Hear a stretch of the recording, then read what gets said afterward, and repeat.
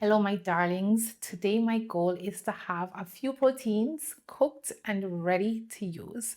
It's a lot easier putting together delicious lunches and dinners whenever these are already completed and out of the way. And as you guys can see, I took out the big pot today because it's about to go down. I'll be batch cooking some curried chicken, Jamaican style. I'll also be doing some air fried chicken thighs and some drumsticks, as well as I'll be making some beef burger patties. So I already have my meat seasoned. This curry chicken has been marinating for like 2 days now. And if you guys saw my last video, I showed some of these dishes in it. So I'm going to be starting off with the curry chicken because that one is more of a slow cook. Not so slow, but I mean, you can just kind of leave it for a while it does its thing. And with curry, guys, I'm just making sure I put on my apron. Don't want to get any curry on my clothes. So yeah. So this is already nicely seasoned and marinated beautifully. It smells really good already. Guys, these three proteins are freezer friendly, and I'll be sharing later on how I prepare those for the freezer and how I store them, etc. So I'm just pouring some olive oil in my pot, just enough to base my pan so I can start searing the meat. Get my air fryer up and ready, preheat that, and it's now on 200 degrees Celsius. So this is how I cook my curry chicken. I usually just put some oil in the pot when it's hot. I start putting in my chicken without the season. If some of it gets in it, it's fine, but I would not put the entire amount of the season at this stage. Some people would say, oh, burn the curry and all of that. I burn it this way. I don't put in curry powder separately to burn it. I usually just put in the chicken and let it burn on different sides like this. And this curry chicken is so nicely seasoned. If you guys saw my last video, I shared how I seasoned this and how I prepped everything that I'm using today. Oh, that smells good already, guys. Smells good in here. I love curry everything, curry chicken, curry mutton. As you guys can see, I only have a few pieces in at this moment just to get a nice sear on it, or to say burn it, but I won't take out the others. I won't take them out. After this get a nice little brown, I put in some more to get a little bit of brown, and then I just throw in the entire thing. I'm getting this chicken ready for the air fryer. So I'm gonna just do them separately. I'm gonna do the legs first, and then I'm gonna do the thighs. Just keep adding the pieces and turning them over a little bit. And that only takes a few minutes. They don't all have to have a nice brown or anything. Getting a nice brown at the bottom of the pot, that's going to make the gravy so nice and rich. And also, I always use leg and thigh for my curry chicken because it just gives the sauce a richer flavor. Without that, it will not be a curry chicken. It'll be more like a curry soup. So I added some breast to it, but not a lot. I take most of the pieces I use are leg and thigh because that's what is necessary for the richness of the curry. Today I'm using 2.2 kilograms of chicken for the curry, and I believe it was 3.3 for the air fried chicken. So now that all the pieces are in, I'm going to put in my seasonings. I'm going to put a little bit of water in this to add to it.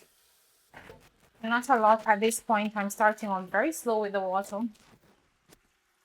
Not enough to cover the meat, but enough so that it doesn't burn at the bottom.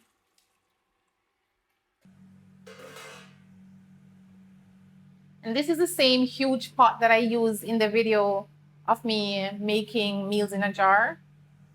And now I'm gonna put the chicken in the air fryer, turn it down to medium high, about 6.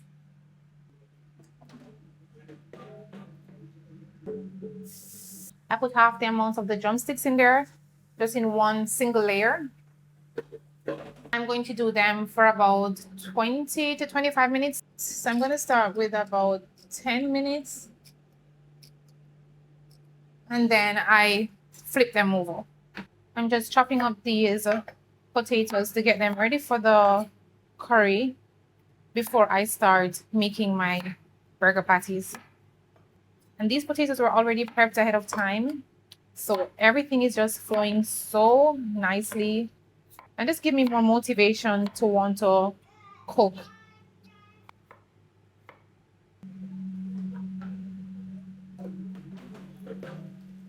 Oh, these are nice and brown and lovely. I already cleaned my tongs to take out these cooked chicken. So I gave them roughly 24, 25 minutes. No, it wasn't so long. I gave them 20 minutes, I think. I don't remember. I think 20 minutes. I'll do the next batch now. Whatever I said at the beginning, that's what I gave them. Because I really don't remember, I know. So I'm going to put these in now. Start a timer. Or record the timing so I can remember for later. So this is the next batch.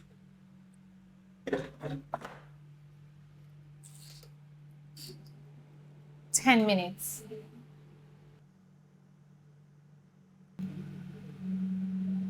I'm just adding the potatoes now because the chicken is cooking nicely. So in about another 15 minutes, I'll be able to turn it off. You don't want it too much potato, so I'm looking to see if it's too much potatoes before I continue. And take it. I just added a little bit more water to know to make the sauce the right amount. Also just put on a pot of rice to go with the curry. So we can have some of the curry for dinner as well, right after it's finished cooking. I'm using 1,600 grams of ground beef. I'm going to just lightly season these. I like having these burger patties in the freezer. It just helps to prevent me from doing fast food. I think it's kind of safe to say that I'm not buying most fast foods anymore. Some salt, basil, and that's about it. I think I want some Italian season as well.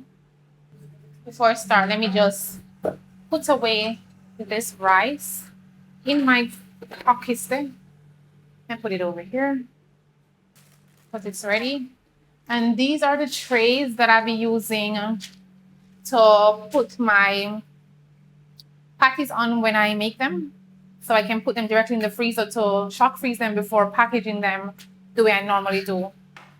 So I'm using baking sheets to line them just so they come off easy on this. This I already use. I reuse my baking sheets, guys, and I also reuse Ziploc bags. So I just heated up some baguettes on these, so I'm going to be using them. A teaspoon of Italian season for each batch. So 2 in total. I'm putting just a low amount of salt. So a little bit less than a teaspoon of salt for each batch. So in total, I would say maybe 1.5 teaspoons for the entire batch. It's better to have it under salty, especially with my burgers. I'm going to be putting cheese in it and other things. So I don't want it to be too salty. I'd rather it be under salty than over salty. You can even do them without even seasoning them any at all. But I like to have the basil and that flavor coming out. So I use like 2.5 teaspoons. A little bit of garlic. This I'm just eyeballing it, just a little bit. And a little bit of black pepper, and that's it. Like I said, you can even do them without seasoning them. And then you season right as you're gonna fry them, or while you're frying them in the pan, you'll just sprinkle on whatever you want on it. Some people prefer it that way actually, but I like to have it seasoned ahead of time. I'm gonna be using this to make it. I already put a piece of baking sheet in it.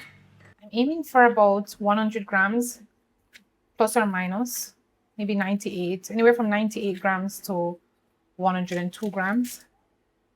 So that's exactly 100 grams And then I'm just taking this ball. Oh. And I'm putting it in my burger press. And then I press down. And I try to press evenly so the sides get it as well. I did one ahead just to kind of get back in the hang of it because I have not done this in a while. So this is what it's looking like. I think this is the right thickness and the right size because when it cooks, it shrinks down a bit. Then I just peel off this paper, the wax paper, and then put down. And I have to jiggle it a little bit to get it off. And then I just continue that process until I'm finished. Since I have 1600 grams of meat, I'm expecting to have 16 burgers. I decided to go ahead and just make all the balls first. And then afterwards, I'll put them in the press to form the burgers.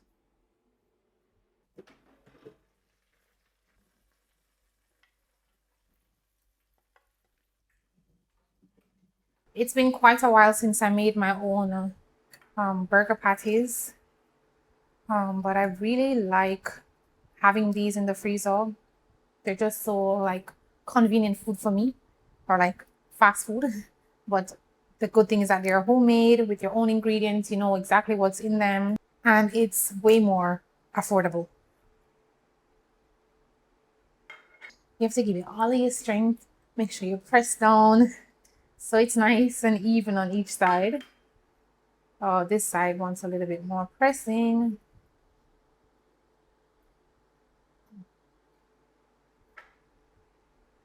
Okay, that will do. So once I'm finished with everything, I'll show you guys how I put these together for meals. Of course, you can imagine these are just burgers.